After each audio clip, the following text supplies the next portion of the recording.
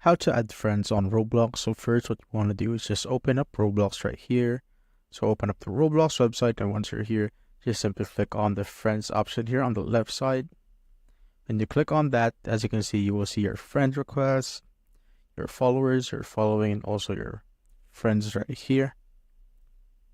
And if you want to accept someone's friend request, just go to request right here and click on the accept button just right there. As you can see, when you go to your friends, they are automatically added right there. And if you want to add the friend, just simply go to the search bar here at the top and search for the username of your friend.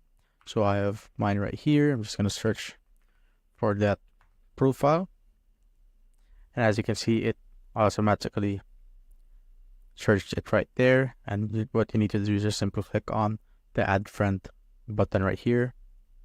As you can see, your request sent. And now you just need to wait till your friend accepts that friend request. And if they accept it, you could check it here on your friends menu or friend page right here. And that's how you basically add friends in Roblox.